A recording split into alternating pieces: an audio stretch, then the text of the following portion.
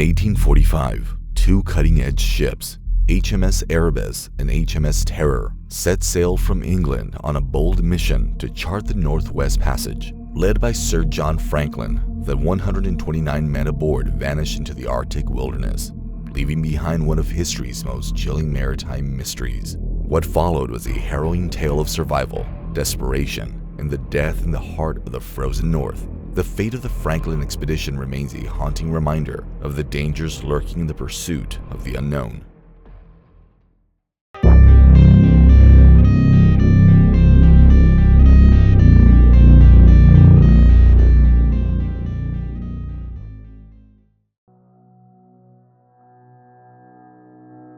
In the summer of 1845, two mighty ships, HMS Erebus and HMS Terror, set sail from England with the weight of a monumental mission on their wooden shoulders. These weren't just any vessels, they were titans of the British Navy, built to endure the ruthless grip of the Arctic.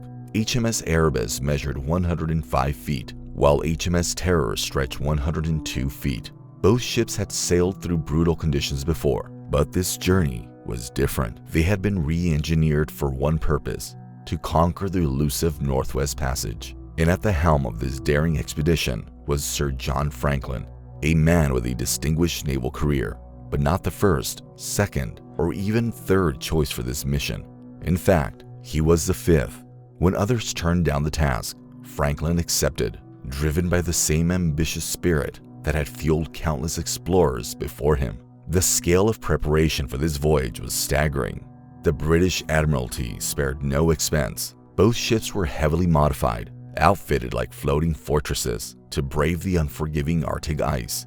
Their wooden hulls were doubled in thickness to withstand the immense pressure of shifting ice, while the bows and waterlines were reinforced with iron sheeting to cut through even the most stubborn ice floes. They were equipped with revolutionary retractable propellers and rudders, something that had never been seen on ships of this kind. Below decks, steam engines capable of delivering 25 horsepower were installed, an impressive feat for the time, allowing the ships to move forward even when the wind deserted them. The Erebus and Terror were designed for more than just brute strength. They carried innovative technology for survival. Internal heating systems, almost unheard of in naval expeditions, snaked through the ship to provide warmth during the bitter cold months. Water desalination equipment ensured that the crew wouldn't succumb to the dangers of thirst in the frozen wilderness. Even an insulated diving suit was tucked away, a testament to the Admiralty's efforts to prepare for every imaginable scenario. If there was ever a pair of ships ready to take on the Arctic, it was these two. Behind these technological marvels stood the crew. Initially, 134 men had been selected for the voyage, but by the time they sailed, 5 had been sent home, reducing the number of 129 souls. These men were a cross-section of British society, seasoned sailors, young adventurers, and skilled officers who had signed up for a perilous mission that promised both glory and hardship. Their provisions were ample, a sign of both British confidence and their underestimation of the challenges ahead. The ships carried an astonishing 16,000 tin cans of food, a novel preservation method at the time, but one marred by poor manufacturing that would soon reveal a deadly flaw. The cans were not sealed properly, a ticking time bomb of contamination and disease. Still, in the early days, the crew had no idea of the danger lurking within their food supply. They had more immediate comforts: 2 tons of tobacco, 7,500 liters of liquor, and 12,000 books, enough to fill a small library. There were theater costumes on board for men to perform plays and sports gear to keep their bodies active during the long, dark winters. In a nod to their civilized origins, they even brought one of the first daguerreotype cameras, hoping to capture the monumental scenes they were about to witness. The ships also carried a small collection of animals: Neptune, the ship's dog; Jacko, a mischievous monkey; and the ship's cat, whose name has long since faded into obscurity. These animals, though not essential to the mission, were vital for morale, providing comfort and a sense of normalcy in a world where the landscape was anything but normal. With these provisions, technological advancements, and an unwavering belief in their ability to succeed, the Franklin expedition departed for the Arctic with high hopes. They were prepared for anything, or so they believed. The truth, however, would prove far more chilling than any of them could have imagined.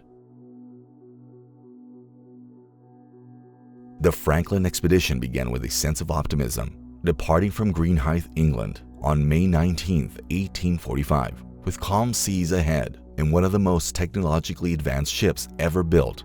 The crew set off with high hopes and the weight of history on their shoulders. Their first stop was Stromness, Scotland, where final preparations were made. After ensuring their supplies were in order, the Erebus and Terror crossed the Atlantic, arriving at the Whalefish Islands of Greenland's coast in July. At the Whalefish Islands, the expedition took on fresh supplies and communicated with the local Inuit, who knew the treacherous Arctic waters better than any Western explorer. But for the British Navy, their sophisticated ships and advanced preparations made them feel invincible. After all, they had navigated this far with little resistance from the elements. They continued into Baffin Bay, where the last known sighting of the Erebus and Terror was recorded by whaling ships in late July 1845. The whalers watched as two great ships pressed further north into Lancaster Sound, disappearing into the icy expanse that swallowed so many expeditions before them. It would be the last time anyone outside the crew would see them alive. As the ice closed in, the crew prepared for their first winter in the Arctic, settling at Beechey Island, a bleak, desolate land some 800 kilometers from their starting point. It was here, during the winter of 1845 to 1846, that the first real signs of trouble began to surface. 3 crew members died, their bodies buried on the island. Though death wasn't unusual on expeditions like this, it was the manner of these deaths that would later raise alarms. The sailors appeared to have suffered from what at the time was a mystery. As a long, harsh winter dragged on, the crew was largely confined to their ships, insulated from the worst of the elements, but not from something far more insidious. The very provisions meant to sustain them were slowly turning poisonous. The lead soldier used to seal their 16,000 tin cans of food had leached into their rations, and the effects of lead poisoning were beginning to manifest. Confusion, fatigue, irritability. Worse still, the water desalination equipment, also lined with lead, only compounded the problem. The crew unknowingly consumed this poison day after day, their bodies slowly deteriorating from within.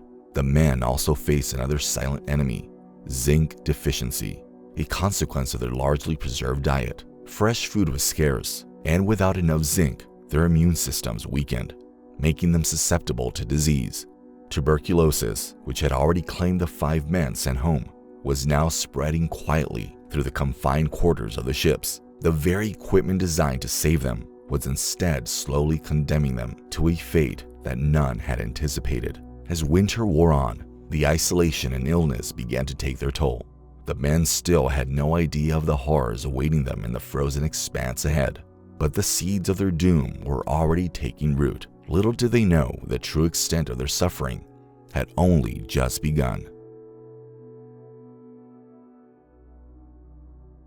By the fall of 1846, the Franklin expedition had already endured one punishing winter, but the crew still held faith in their mission.